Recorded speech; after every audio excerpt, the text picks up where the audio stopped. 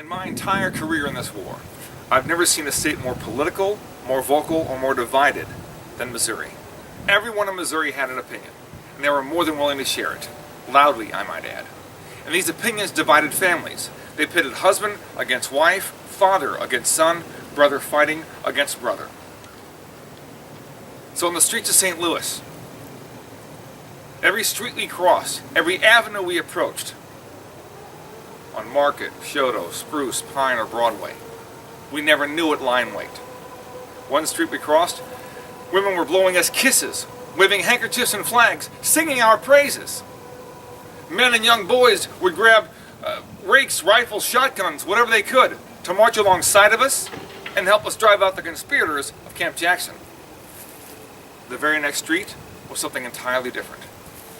People were screaming at us, cursing at us. Men and women would chant in unison, "Hooray for Jeff Davis!" One woman ran up to two of my men and spat right in their faces. The same woman screamed obscenities in my ear so loud it rang for 15 minutes after she left. She screamed obscenities I will not repeat. Obscenities that should never ever come from a person's mouth, much less a woman. And from the second and third story balconies, men and women alike would come up with their bedpans and chamber pots full of the muck and the filth that is feces and urine.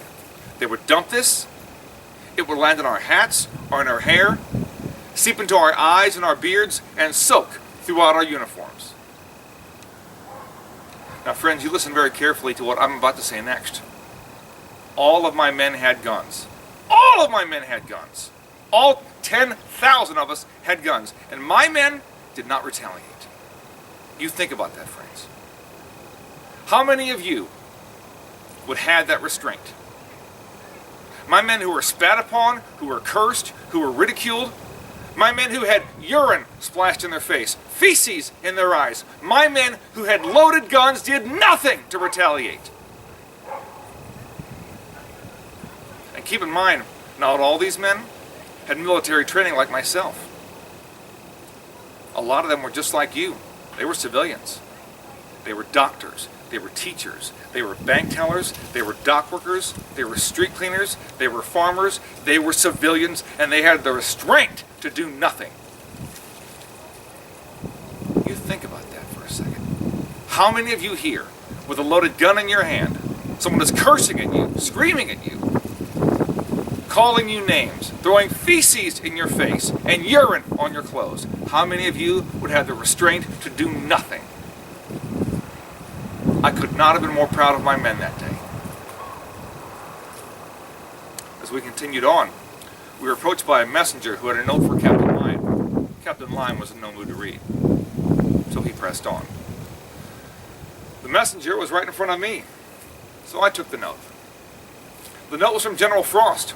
He wanted to let us know that he has no ill intentions against the arsenal, and he's very curious what we plan to do with our 10,000 troops. He has no ill intentions against the arsenal, General Frost said. It's a good thing Captain Lyon did not read these lies. This letter would have only made him angrier. As we approached Olive Boulevard, people are coming out in droves by the hundreds. On foot, horseback, carts, buggies, wagons, you name it. If there was a fight, if there was bloodshed, they wanted to see it. Not from the safety of their homes. They came out and put themselves in the heart of chaos. And they did this knowing full well they themselves could be casualties. If there was blood, if there was a fight, if there were gunshots, they wanted to see it and would stop at nothing to do so. Little did they know they would get precisely what they wished for. As we approached Camp Jackson, we can smell the campfires and the fresh aroma of coffee. They were waiting for us. They knew we were coming and they were waiting for us. And as we surround their camp, we're staring at them, all of them, all 800 of them, with muskets primed and ready for a war. And as we engulf their camp and surround it, they're staring back at us, all of us, all 10,000 of us, with bayonets fixed and glittering in the afternoon sun. Captain Lyon was not ready to speak to General Frost and sends him a note. He tells the general that he's aware of his correspondence with Jefferson Davis. He knows exactly what is in those hidden crates. And he knows what he planned to do with the St. Louis arsenal. And he gives him just 30 minutes to surrender unconditionally before we open fire. Now friends, those of you who are not familiar with unconditional surrender, it's total surrender.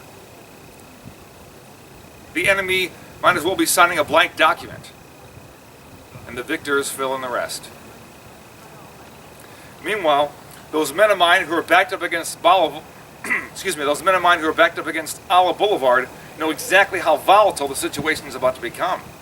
There's a mob forming, an angry mob forming, and they're ready to riot. They are pushing and shoving my men. I tell my men to regain their ground, and they shove back these civilians. The civilians, who are not being very civil, by the way, push and shove back my men. I order my men to regain their ground, and they shove back the civilians. So on Olive Boulevard, you see an angry wave of people pushing, yelling, screaming, cussing, taunting. It was like a powder keg on a lake of fire, ready to ignite. Just about that time, Captain Lyon receives a response from the general. The general says he knows nothing about the correspondence with Jefferson Davis. He never heard of any plans to do anything to the arsenal. And he knows nothing about hidden weapons or marble crates. And he asked Captain Lyon to simply stand down. He asked Captain Lyon to simply stand down. Captain Lyon said that the general has wasted 20 minutes of his time. He now has 10 minutes left to surrender unconditionally before we open fire. And friends, what happened next, I would never have guessed in 1,000 years.